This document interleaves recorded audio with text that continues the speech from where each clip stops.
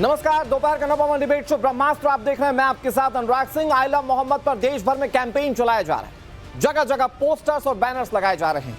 लेकिन उत्तर प्रदेश में I love मुहिम को लेकर एक अलग साजिश रची जा रही है। धर्म और आस्था के नाम पर उपद्रवी अशांति फैलाने की साजिश रच रहे हैं। बरेली में कुछ ऐसा हुआ जिसका किसी को इल्म नहीं था। बरेली में जो हुआ माना जा रहा है कि वो मात्र ट्रेलर भर था। वहां मौलाना ने इसी आई लव वाले पोस्टर और बैनर को हथियार बनाते हुए हिंद और मुस्लिमों के बीच, यानी कि हिंदुओं और मुस्लिमों के बीच नफरत फैलाने की कोशिश की।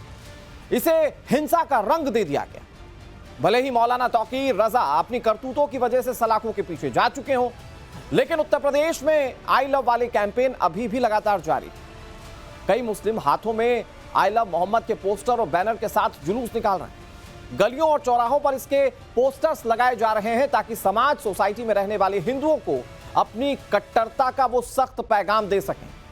हम बात कर रहे हैं उन असामाजिक तत्वों की जो अपने जिहादी मंसूबों को अंजाम देने के लिए जानबूझकर लोगों को पोस्टर्स और बैनर्स लगाने के लिए मजबूर कर रहे हैं, ताकि नवरात्र और दूसरे त्योहारों के मौके पर हिंदुओं की भावनाओं को भड़काया जा सके। इस बात का इशारा न सिर्फ सूबे के मुख्यमंत्री योगी आदित्यनाथ ने अपने भाषण में किया, बल्कि मुस्लिम धर्मगुरु भी इन बातों को स्वीकार कर रहे हैं कि आई लव मोहब्बत कैंपेन में कुछ ऐसे अराजक तत्व शामिल हो गए हैं जो अपने सियासी फायदे के लिए इस कैंपेन को और ज्यादा सुलगाना चाहते हैं।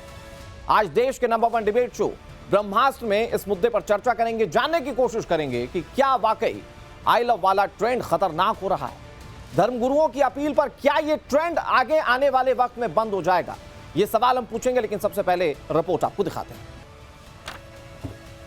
तो मुस्लिम धर्मगुरु भी अब ये मानने लगे कि जो ट्रेंड चल पड़ा है, इस ट्रेंड को रोकने की जरूरत है, क्योंकि ये ट्रेंड नहीं रुका तो शायद आने वाले वक्त में चीजें और खराब हो सकती हैं। और उत्तर प्रदेश के मुख्यमंत्री तो बहुत क्लियर कर चुके हैं कि प्रदर्शन के नाम पर किसी भी तरीके की अराजकता को स्वीकार नहीं किया जाएगा। कार्रवाई ऐसी की जाएगी कि आने वाली 7 पुश्तें याद रखेंगी। डेंटिंग पेंटिंग वाली बात मुख्यमंत्री बिल्कुल क्लियर कर चुके हैं। हमारे साथ कई सारे मेहमान जुड़ गए हैं, उनका तारुफ आपसे करा दें। हमारे साथ ऋचा सिंह जुड़ गई हैं जो कि भारतीय जनता पार्टी की स्पोक्स पर्सन है। हमारे साथ आचार्य शैलेश तिवारी जुड़ गए हैं जो कि धर्मगुरु हैं। अमितोष पारीक हमारे साथ जुड़ गए हैं, वीएचपी के स्पोक्स पर्सन। हमारे साथ रमनीश वत्स जुड़ गए हैं, पॉलिटिकल एनालिस्ट। हमारे साथ मौलाना साजिद रशीदी जुड़ गए, प्रेसिडेंट ऑल इंडिया इमाम एसोसिएशन के। हमारे साथ सैयद जवाद भाई जुड़ गए। हमारे साथ हाजी नाजिम खान जुड़ गए, इस्लामिक स्कॉलर। सभी मेहमानों का बहुत बहुत स्वागत है। मैं शुरुआत सबसे पहले ऋचा जी आप ही से करता हूं और उम्मीद करूंगा कि आप बहुत कट टू कट और संक्षेप में इस बात का जवाब देंगे कि डेंटिंग पेंटिंग क्या है। मैम, योगी आदित्यनाथ उत्तर प्रदेश के मुख्यमंत्री अगर ये कहते हैं कि डेंटिंग पेंटिंग हम कर देंगे, क्योंकि हम लोग जितना जानते हैं डेंटिंग पेंटिंग तो कारों की होती है, जो कारें खराब हो जाती हैं, जिसमें स्क्रैचेस आ जाते हैं, जो बर्बादी की कगार पर होती है, उनमें की जाती है। मुख्यमंत्री किसकी डेंटिंग पेंटिंग की बात कह रहे हैं?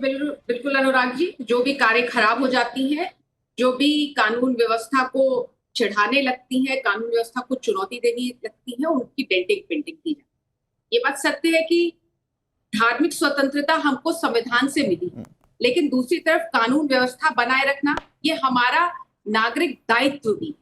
जो भी लोग जुमे की नमाज, जो कि इबादत करने का स्थान है, अगर उसका दुरुपयोग करेंगे, धार्मिक स्वतंत्रता के नाम पर दंगा फैलाने की कोशिश करेंगे, बलवा फैलाने की कोशिश करेंगे, कानून व्यवस्था को जो है हाथ में लेने की कोशिश करेंगे, उत्तर प्रदेश में योगी आदित्यनाथ जी का स्पष्ट संदेश है कि उनको बख्शा नहीं जाएगा। तो ये जो संदेश आप लोगों ने दिया मैम, आपने और मुख्यमंत्री ने जो ये संदेश दिया, क्या इसका ही असर है कि अभी ये जो मुस्लिम धर्म के उलेमा वो कह रहे हैं कि ये ट्रेंड रुकना चाहिए? क्योंकि पहले तो कह रहे थे कि नहीं साहब, हमें तो पूरी आजादी है ये सब दिखाने की, और अब जो सुर हैं वो बदले हुए दिख रहे हैं कि नहीं नहीं ये ट्रेंड रुकना चाहिए। ये योगी आदित्यनाथ के सख्त संदेश का नतीजा है, कार्रवाइयों का नतीजा है। अनुराग जी, ये जो मुस्लिम धर्म गुरु है, उलेमा है, इनको आगे आना चाहिए। और जिस तरीके से जुमे की नमाज का दुरुपयोग किया जाने लगा है, बार बार हिंदुओं के जब तीज और त्योहार होते हैं उनको टारगेट किया जाने लगा है, जुमे की नमाज के बाद जो भीड़ निकलती है उसको उकसाकर उसका दुरुपयोग किया जा रहा है। 15-16 साल के बच्चों को प्ले कार्ड लेकर हाथों में आगे किया जा रहा है। इन धर्म गुरुओं को आगे आने की जरूरत है। और जिस तरीके से समाजवादी पार्टी और कांग्रेस पार्टी विपक्षी दल सामाजिक सद्भाव बिगाड़ने वालों के साथ कंधे से कंधा मिलाकर खड़े हो जाते हैं, कानून व्यवस्था को चुनौती देने वालों के साथ खड़े हो जाते हैं। ये कहीं ना कहीं इस तरीके के प्रदर्शन, कानून व्यवस्था का तो सारा मुद्दा मैम आप लोगों के हाथ में है, तो उम्मीद करते हैं कि आप लोग इस पर ऐसे एक्शन लेंगे जिससे आम लोगों को दिक्कत ना हो। ठीक है ऋचा मैम, फिर आ रहा हूं मैं आपके पास, क्योंकि आपने धर्मगुरुओं की बात की, हमारे साथ कई सारे इस्लामिक स्कॉलर्स जुड़े हुए हैं, उनसे बातचीत करने की कोशिश करते हैं। रशीदी साहब, योगी आदित्यनाथ कह रहे हैं कोई दिक्कत नहीं है भाई, आस्था का प्रदर्शन आपको करना है आप कीजिए, लेकिन प्रदर्शन इस लिहाज से मत कीजिए कि दूसरा प्रवोक हो जाए। पहली बात तो ये। दूसरी बात ये कि आई लव का ये जो कैंपेन चल रहा है, इसमें बताया जा रहा है कि ये जानबूझकर इसलिए चलाया जा रहा है ताकि हिंदू त्योहारों को टारगेट किया जा सके। जो दूसरा वर्ग है, यानी कि जो हिंदुओं वाला वर्ग है, वो अपना त्योहार ठीक तरीके से ना मना पाए। इसीलिए नवरात्र के मौके को चुना गया, सोच समझकर इसे इंप्लीमेंट करने की कोशिश की गई, और फिर उसका नतीजा ये था कि बरेली में तो दंगे भी हुए, हिंसा भी हुई। रशीदी जी। नहीं अनुराग भाई, मुझे एक चीज बताइए, आई लव मोहम्मद सल्लल्लाहु अलैहि वसल्लम से दूसरे त्योहारों पर क्या फर्क पड़ने वाला है? मैं बताता हूं सर, क्या हुआ क्या कि ये जो कैंपेन बनाने की कोशिश की गई रशीदी साहब, इसके जरिए कुछ लोग इसे अपने आस्था से जोड़कर सड़कों पर उतर गए और उससे उपद्रव करने की कोशिश की। सर बरेली की तस्वीर तो आपसे छुपी नहीं है रशीदी साहब, आप तो बहुत ज्ञानी व्यक्ति हैं। ये कैंपेन दरअसल इसलिए चलाने की कोशिश की जा रही ताकि सामने वाला प्रवोक को ये दावे किए जा रहे हैं। मैं बात कर लूं अपनी? Please sir please. आपने उस सवाल को दोबारा दोहरा दिया, सवाल वही आपका पहले वाला ही, फिर दोबारा दोहरा दिया, मुझे चुप करा दिया आपने। खैर, मैं ये कह रहा हूं कि बरेली में जो कुछ भी हुआ, आपको भी याद होगा, पता होगा, आप जर्नलिस्ट हैं। 3-4 दिन पहले से एक ऐलान जो है ट्रेंड में था, जो मौलाना तौकीर रजा की तरफ से था कि भाई जुमा के दिन सब लोग इकट्ठे हों और वहां से हम डीएम को फिर एक मेमोरेंडम देंगे जी। ये जो ट्रेंड था, ये जो ऐलान था, ये एजेंसियों को भी पता था, शासन प्रशासन को भी पता था कि ऐसा होने जा रहा है। जब सब कुछ पता होने के बावजूद भी वहां भीड़ को इकट्ठा होने दिया, तो इसमें गलती किसकी है? ठीक है, प्रशासन ने जब आपको इजाजत नहीं दी तो भीड़ को क्यों इकट्ठा होने दिया? भीड़ को नहीं इकट्ठे होने देना चाहिए था। ये तो गलती है सर प्रशासन की, और ऋचा सिंह जी को इस पर जवाब देना चाहिए। बोलने नहीं दे रहे हो यार आप। रशीदी साहब शांत रशीदी साहब, अरे बोलने नहीं दे रहे हो आप, तो आप बोलने दो ना, बात तो पूरी करने दो भाई। रशीदी साहब आप ही की बात तो पूरी कर लूं सर, पूरा आप ही बोलेंगे तो कैसे काम चलेगा मेरे साथ? तो मैं बात तो पूरी कर लूं मेरे भाई। आप जबरदस्ती उलझ रहे हैं रशीदी साहब। अच्छा, दूसरों से बुलवा लो, मैं चला जाता हूँ। नहीं, दूसरों से बुलवा लो, मैं चला जाता हूँ। आपको जाना है, मैं आपको रोकूंगा नहीं सर, क्योंकि मेरा काम है सवाल पूछना। मैं चला जाता हूं। आप सरकार की गलती बता दीजिए, सरकार इस पर जवाब देगी। मेरा सवाल ये कि पत्थर फेंकने वाले 5 दिन पहले मेरी बात ही नहीं सुनने पूरा यार, इन लोगों पर भी तो बोलेंगे ना आपको बात करने का। मैं कह रहा हूँ आप तो सही कह रहे हैं। आपने ऋचा को टोका बीच में, सही कह रहे हैं, आपने ऋचा को टोका बीच में। अरे भाई मैंने मुझे 2 बार टोक दिया आपने बीच में। मैंने सवाल पूछा उनसे, आप मेरी बात ही पूरी नहीं होने दे रहे। रशीदी साहब आप बेवकूफ बना रहे हो बिठा के यार। पत्थर फेंकने वाले, बात क्यों नहीं पूरी करने दे रहे हो? रखने वाले वो भी तो गलत है ना, इकट्ठा होकर गलत मंशा रखने वाले भी तो गलत है ना बरेली के अंदर। बात तो पूरी करने दो ना हमें। मैं कह रहा हूं बोलिए तो सही, गलत को गलत तो बोलिए। सरकार की गलती है, मैं कह रहा हूं एंकरों का भाई नहीं बोलने नहीं देते हमें। रशीदी साहब आप भी तो बोल रहे हैं, मैं कह रहा हूं कि आप अगर सरकार की गलती बता रहे हैं तो आप ये भी तो मानिए कि जो बरेली में पत्थर फेंकने वाले थे, जिंदा कारतूस रखने वाले थे, वो भी गलत थे। आप ही बोले जा रहे हो, तो बात तो पूरी करने दो मुझे अपनी। ये मुझे बात साहब आप ही को बोलना है, मुझे बात तो पूरी करने दो अपनी। प्लीज प्लीज सर, प्लीज पूरी बात कीजिए। लेकिन मैं ये कह रहा हूं कि आपको तो बीच में बोल रहे हो आप सिर्फ सरकार की गलती कहकर इस बात से अलग नहीं हो सकते ना। पत्थर फेंकने वाले भी तो गलत हैं, बंदूक चलाने वाले भी तो गलत हैं। आप ही कह रहे हो, मुझे तो कहने नहीं दे रहे हो आप। हाँ आप ही कह रहे हो, मुझे तो कहने नहीं दे रहे हो। मुझे साहब आप ही का वक्त, जब भी तो जवाब दूंगा। आप तो बोलने का मौका नहीं दे रहे हो। आप बोलिए ना प्लीज। अरे तो चुप रहेंगे तभी बोलूंगा ना भाई, चुप तो रहिए। देखिए मैं इस बात का बिल्कुल पक्षधर नहीं हूं कि भीड़ इकट्ठी हो, वहां किसी तरह की हुड़दंग हो, हिंसा हो। लेकिन बरेली में जो कुछ हुआ, जिन लोगों ने पत्थरबाजी की है उनको पकड़ लेना चाहिए था। एक आम भीड़ पर जिस तरह से लाठीचार्ज हुआ है, जिस तरह से लोगों को चोटें पहुंची हैं, जिस तरह से लोगों के हाथ पैर टूटे हैं, क्या ये सही है? ये प्रशासन का रवैया सही है? कतई सही नहीं है। आप लाठीचार्ज करने से पहले उस भीड़ को जुमा की नमाज से पहले आपको कहना चाहिए था कि भाई जो है यहां भीड़ इकट्ठी मत करना।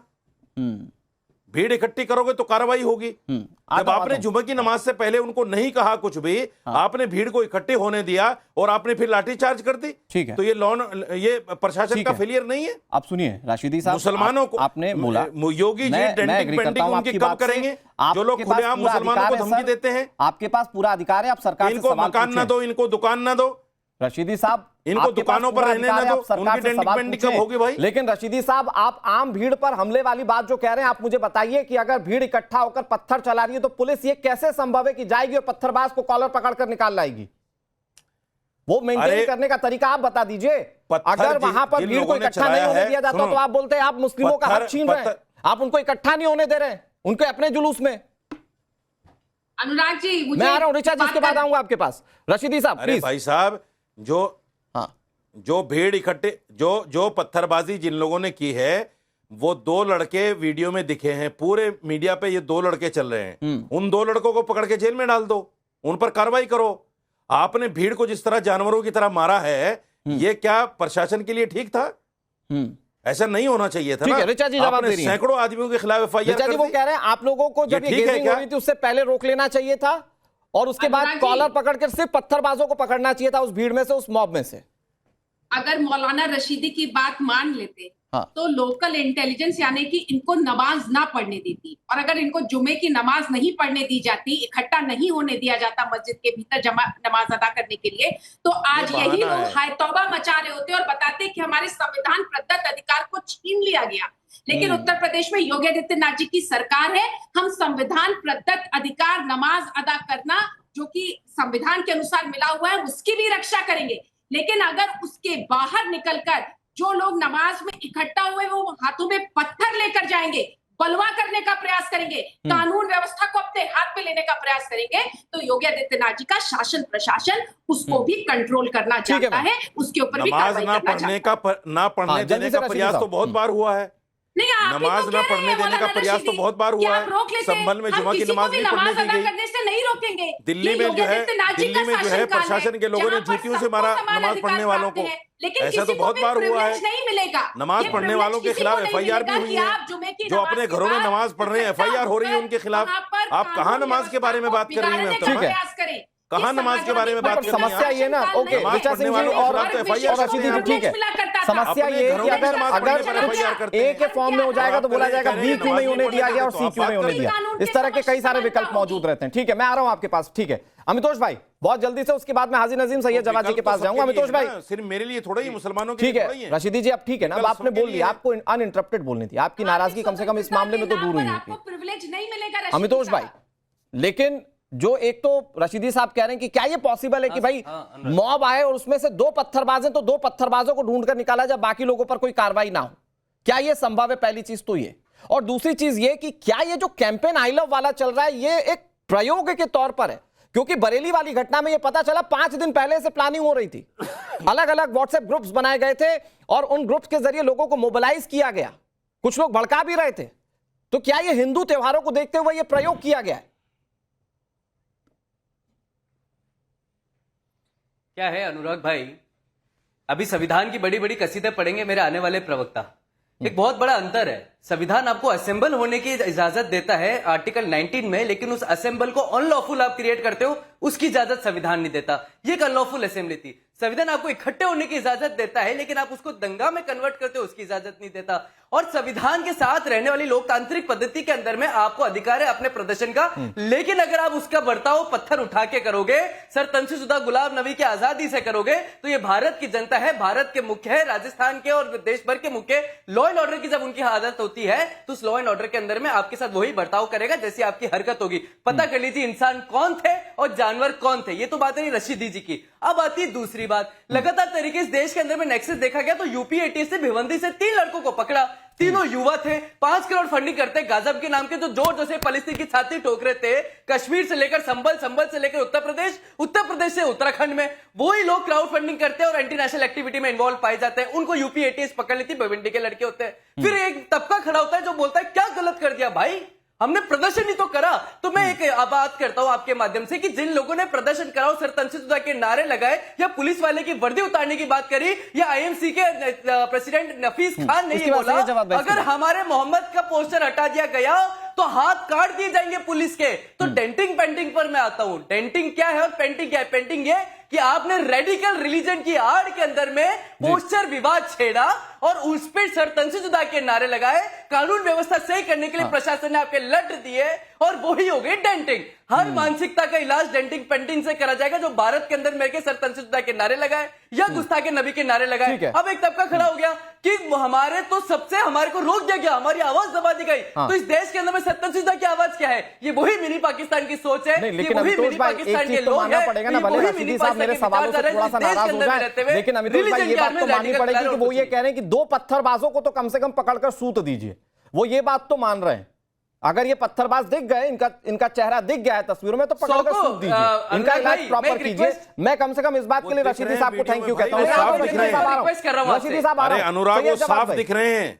सैयद जवाद भाई, ठीक है रशीदी जी मैं फिर आ रहा हूं, आप तो बड़े बिल्कुल साफ दिख रहे हैं। ठीक है मैं आ रहा हूं। हाँ सारे मीडिया ने उन दो लड़कों को चलाया है। फिर आ रहा हूं। देखिए आप दूसरों का टाइम खा रहे हैं सैयद जवाद भाई, लेकिन योगी आदित्यनाथ तो कह रहे हैं कि आस्था प्रदर्शन का विषय नहीं हो सकता और आस्था अपने हिसाब से सबको एग्जीक्यूट करने की इजाजत है। वो तो ये कह रहे हैं कि हम इसकी आड़ में अराजक तत्वों पर कार्रवाई करेंगे। तो अराजक तत्वों पर कार्रवाई होने से कोई दिक्कत तो नहीं? फिर मतलब आप भी सैयद जवाद भाई कहेंगे कि अगर पत्थर कोई फेंक रहा है तो पकड़िए और सूतिए फिर। जी अनुराग भाई, सभी को मेरा जय हिंद, जय संविधान। देखिए क्या है, वो कत्ल भी करते हैं तो चर्चा नहीं होता, हम आह भी करते हैं तो हो जाते हैं बदनाम। मसला सारा ये है कि उत्तर प्रदेश की शासन व्यवस्था और प्रशासन व्यवस्था अपने निकम्मेपन को, नकारापन को और निठल्लेपन को जो छुपाने की कोशिश कर रही है और मीडिया का सहारा लेकर के देश की और प्रदेश की जनता को जो बलगलाने की कोशिश कर रही है, उससे जनता बखूबी वाकिफ है। चाहे देश के अंदर हो गया, भारतीय जनता पार्टी की साख गिर रही है और पूरी भारतीय जनता पार्टी की साख गिराने का श्रेय अगर किसी को जाता है तो उत्तर प्रदेश के मुख्यमंत्री अजय सिंह बिष्ट को जाता है। और अंतरराष्ट्रीय लेवल पर भारत की साख गिराने का जो ये साख कैसे गिर रही है? सैयद जवाद भाई, मैं आपको रोक नहीं रहा, बस आप ही की बातों से एक सवाल पूछ रहा हूँ कि ये साख कैसे गिर रही है? पत्थर चल रहा है उससे या पत्थरबाजों पर लट बज रहे हैं उससे? ये साख गिर कैसे रही है?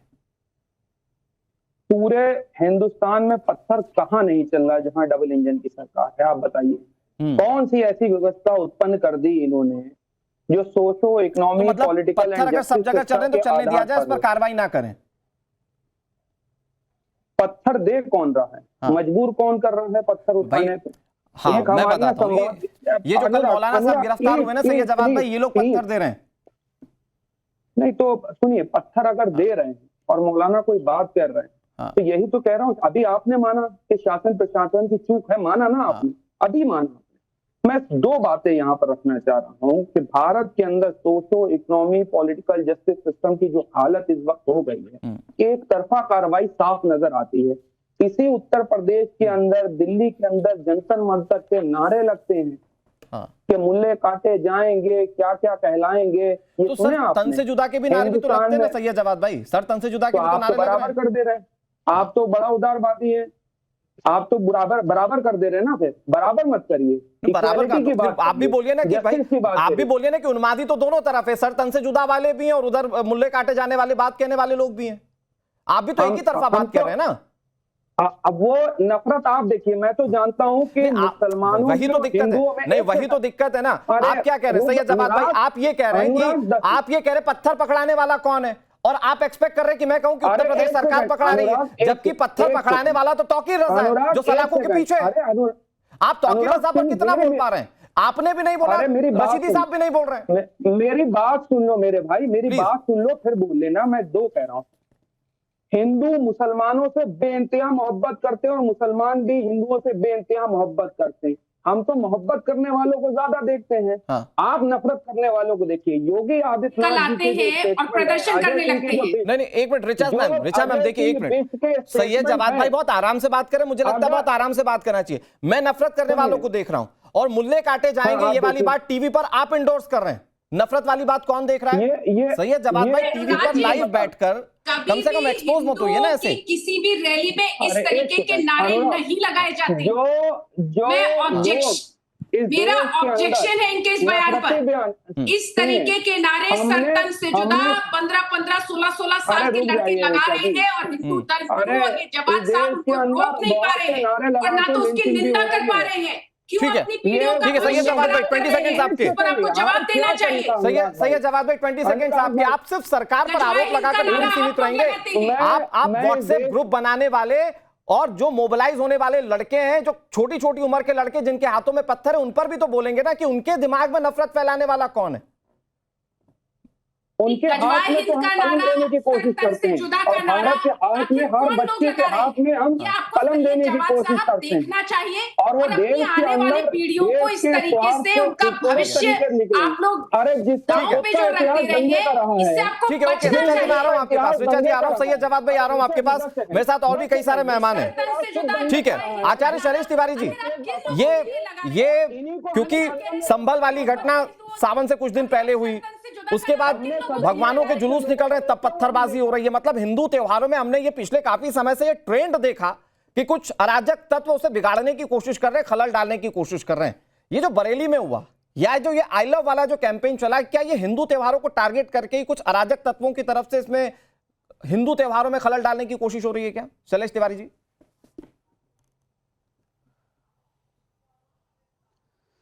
धन्यवाद अनुराग जी। सबसे पहले तो आपको धन्यवाद करता हूं कि आपने मुझे मौका दिया सबसे लास्ट में बोलने का। इसलिए मौलाना लोग को पहले ही मौका चाहिए, किसको किसको पहले दे दें। जो टाइम्स नाउ भारत है, ये सब बातें मत करिए, पक्षपात पर आइए सर, टाइम मेरे पास बहुत लिमिटेड है। टाइम्स नाउ अनुराग जी ऐसा है कि यहाँ पर भारत में कुछ ऐसे मौलाना हैं, कुछ ऐसे उन्मादी समाजवादी नेता हैं, अबू आजमी जैसे लोग, इन्होंने उन्माद फैला दिया है और प्लान के तहत हमारा नवरात्रि आए, दीपावली आए, दशहरा आए, आपको चैत्र की रामनवमी आए, अथवा कोई भी हमारा पर्व आए, आपको सावन का सोमवार आए, ये लोग प्लान के तहत हमारा पर्व को खराब करने के लिए और देश में अस्थिरता लाने के लिए, और साथ ही साथ जिस तरह से नेपाल में घटना घटा, इनके गलत मंसूबे हैं कि आदेश में भी ऐसा हो जाएगा, उसी का एक उदाहरण बरेली है। और इन सभी मुल्ला मौलानाओं को मैं बता दूं जो उकसा रहे हैं लोगों को, और अबू आजमी जैसे आपराधिक मानसिकता वाले विपक्षी समाजवादी पार्टी नेताओं को मैं समझा दूं कि योगी आदित्यनाथ जी बहुत मजे हुए राजनीतिज्ञ हैं, मुख्यमंत्री हैं, और उन्हें पता है कि किसको कहां कैसे डेंटिंग पेंटिंग करना है, किसके पैर तोड़ करके डेंटिंग करना है, किसके सर तोड़ करके। लेकिन जो ये भी कह रहे अपराधी हैं कि धार्मिक अस्थिरता फैलाने की कोशिश धार्मिक करेगा, रूप से उत्तर प्रदेश में अपनी जो प्रैक्टिस करने आगजनी पर कोई करेगा, आपत्ति नहीं है जो महाराज रोड जी। पर धार्मिक उन्माद पैदा करेगा, उनका पैर हाथ तोड़। ठीक, आप धार्मिक प्रैक्टिस कीजिए, स्वतंत्रता है, धार्मिक स्वतंत्रता है, संविधान देता है। इसके साथ ही साथ आप अपने चाहने वाले भगवान का, अल्लाह का, मोहम्मद साहब को सबको प्रणाम कीजिए, उनको आई लव यू बोलिए। ठीक है, हम भी हर हर महादेव आई लव यू बोलते हैं। ठीक है, लेकिन मुद्दा यह नहीं है, मुद्दा यह अनुराग जी कि प्लानिंग के तहत पोस्टर बना करके, सुन लीजिए, ये लोग पोस्टर बना करके, पिस्टल लेकर के और पत्थरबाजी करके जो प्लान कर रहे हैं, उसका उत्तर योगी जी उनके पैर हाथ तोड़ के पेंटिंग करके योगी आदित्यनाथ ने जो जो कहा है कार्रवाइयों के रूप में वो हुआ है। ठीक है, सैयद जवाद भाई थोड़ा सा वेट कर लीजिए। महाराज जी मैं आ रहा हूँ फिर से आपके पास, मैं फिर से आ रहा हूँ। हमारे साथ नाजिम जी भी हैं और उसके बाद हमारे साथ रमनीश वत्स जी भी हैं। हाजी नजीम खान, लेकिन अगर आपके सामने बैठकर आचार्य जी ये कह रहे हैं कि पिछले कई त्योहारों से यही देखने को मिल रहा है कि हिंदू त्योहार टारगेट रहे हैं, गणेश जी का विसर्जन पत्थरबाजी, नवरात्र का विसर्जन पत्थरबाजी, सावन का सोमवार आपको याद होगा मेवात की घटना, वहां पर भी पत्थरबाजी हो गई थी। ये एक ही पैटर्न और हिंदू त्योहारों पर अटैक। तो भाई दूसरा पक्ष तो सवाल पूछेगा ना कि आप जो कर रहे हैं वो जानबूझकर कर रहे हैं। आई लव कुछ भी कहें आप, उससे किसी को कोई आपत्ति नहीं है, लेकिन क्या टारगेट पर हिंदू और हिंदू त्योहार हैं? हाँ अनुराग जी, देखिए जब आई लव मोहम्मद की बात आती है तो देखिए हम अपने पैगंबर इस्लाम से बेइंतहा मोहब्बत करते हैं, और देखिए जो हिंदू भाई हैं वो उनके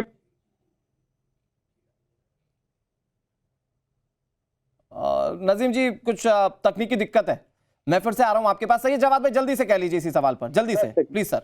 हाँ मैं सिर्फ दो बातें रखना चाह रहा हूँ हाँ कि सत्ता आएगी चली जाएगी। इसी सदन के अंदर हमने बहुत से लोगों को रोते हुए देखा और बूंबो रोते हुए देखा है। तो सत्ता का गुरूर अगर लोगों के सर पे चढ़ करके बोलता है तो याद रखिए जो सही है जवाब भाई। पुलिस की लट बजने के बाद कईयों से माफी मांगते चला हुए भी गया हमने देखा है। जब आप धर्म के नाम पर नहीं, फ्लेक्स किया करते थे और हिंदुओं को बुलाया करके जाना पड़ा करता था, जाति मकान वो नहीं समय है। चला गया और समझ जब आप धर्म के ये नाम मकान खाली पर होने वाला है। ये सत्ता का गुरूर और बताइए, मुझे सत्ता का गुरूर भाई इन्होंने देखा है। आ रहा हूं, रशीदी जी, आ रहा हूं। अगर सुप्रीम कोर्ट समझदार होगा ठीक है। तो भगवा शासन रहेगा। ओके, मैं आ रहा हूं। किसी की बात समझ में नहीं आ रही, किसी की बात समझ में नहीं आ रही, मैं फिर आ रहा हूं। रमनीश वत्स जी, जब तक हिंदू राष्ट्र ना हो जाए, हिंदू राष्ट्र होने तक भगवा शासन होगा, इसके बाद भगवा शासन ही रहेगा। और नहीं जो सर, मौलाना, लोकतांत्रिक देश है शैलेश जो तिवारी जी, मौलवी, लोकतांत्रिक जो देश है मुल्ला और लोकतंत्र में जिस तरह से सबको समानता का उत्तर अधिकार है। प्रदेश ओके, में गलत मैं इंडोर्स नहीं करेंगे, करता इसे। उनके ठीक है पर रमनीश वत्स जी, सर आ रहा हूं। नजीम जी आ रहा हूं आपके पास। नजीम जी आ रहा हूं आपके पास। अच्छी तरह से। नजीम जी कुछ तकनीकी खराबी आ गई थी। रमनीश वत्स जी, लेकिन एक तो पहला पहलू ये कि खुद मौलाना भी मान रहे हैं कई सारे कि ये जो ट्रेंड है ये बंद होना चाहिए। तो भले ही भड़काने वाले कितने भी हों, लेकिन जो लोग कह रहे हैं कि ट्रेंड बंद होना चाहिए उनकी भी सुनेगा युवा। रमनीश वत्स जी, आपकी आवाज म्यूट है सर, प्लीज थोड़ा सा देख लीजिए। आ रही है आवाज? हाँ सर प्लीज। सर्वप्रथम मैं कहना चाहूंगा अनुराग जी, जिस तरह की स्थिति हमेशा बनाने का प्रयास किया जाता है कि हर बार हिंदू त्योहार आते ही समूहों को एक विशेष समूह जो है एलर्जी क्यों हो जाती है। खास करके हिंदू पर्व जैसे रामनवमी की बात करें, दुर्गा पूजा, शिव बारात या गणेश विसर्जन हो, अचानक कानून व्यवस्था के नाम पे बाधाएं खड़ी करना, रास्ते रोकना, आपत्ति जताना, आई लव मोहम्मद के नाम पे आप देखें सर तन से जुदा के नारे लगाना, पत्थरबाजी करना, हिंसा फैलाना, अराजकता फैलाना, ये कौन सा संविधान का नियम के तहत ये सारी चीजें होती है। और ये बात है कि रामनवमी 2022-23 की घटनाएं याद करिए, बंगाल, बिहार, झारखंड कुछ जगहों पर रामनवमी के जुलूस पर पथराव होता है और इसके ये बाद समय नजीम भाई। समय पर ये सारी चीजें जारी रहती है। खास करके देखा जाए तो दुर्गा पूजा पंडालों पर रोक देखी जाती है लेकिन मस्जिदों पर नहीं।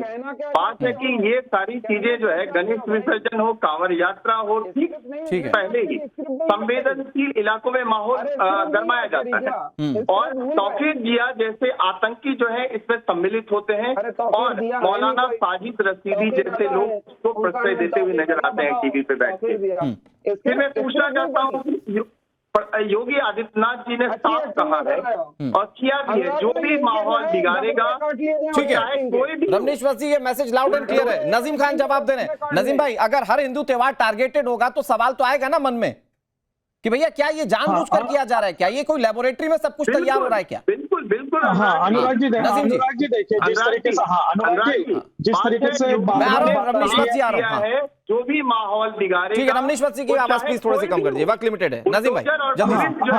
अनुराग जी मैं ये कहना चाहता हूँ, देखिए जिस तरीके से हिंदू धार्मिक जुलूस निकलते हैं मस्जिदों को कवर कर दिया जाता है, ये जो धार्मिक जुलूस में मस्जिदों को क्यों ढक दिया जाता है? सर जब मुहर्रम का जुलूस कई सारे उलेमाओं ने खुद कवर करवाए थे, फालतू की बात मत कीजिए। कई सारे उलेमाओं ने खुद कवर करवाए थे। अरे नजीम सुन भाई, तो लीजिए, जब मुहर्रम के जुलूस निकलते हैं हम आप किसी भी भी उन्मादी फैलाने वाली बात धार्मिक कह रहे हैं। स्थलों को नहीं ढकने देते। और दूसरी बात अनुराग जी मैं ये कहना चाहता हूँ, फतेहपुर में जो जिस तरीके से मकबरे को नुकसान पहुंचाया गया था, उनकी कब डेंटिंग पेंटिंग होगी?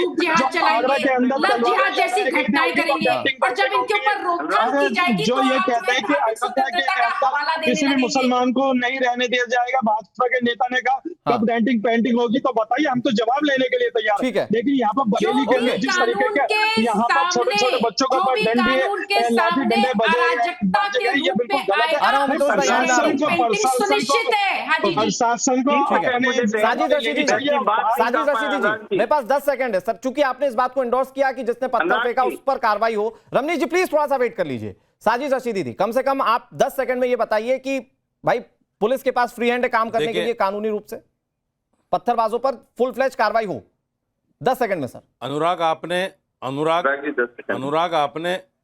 आपने खुद कहा कि जो पत्थरबाजी हो, देखिए आप वीडियो दिखा रहे हैं, हाँ। 2 बच्चे दिख रहे हैं सिर्फ इसमें पत्थर मारते हुए, पकड़िए ना उनको, कौन मना कर रहा है?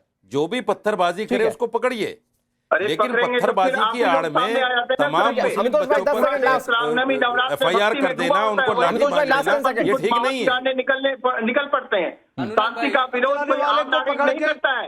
ये वही लोग हैं। अरे भक्ति देखिए आपकी, भाई हमने देखी है भक्ति आपकी। ठीक है, ओके, मार मार अनुराग जी, देश के अंदर शांति बनाए रखने के लिए हिंदू मुसलमान भाइयों को अमल को आगे आना है। चलिए ठीक है, बहुत शुक्रिया, बहुत शुक्रिया। देखिए, जब चीजें गलत है तो गलत कहने की हिम्मत सब में होना चाहिए, वो चाहे किसी भी पक्ष का क्यों ना हो। बहुत शुक्रिया आप सभी का हमारे साथ जुड़ने के लिए।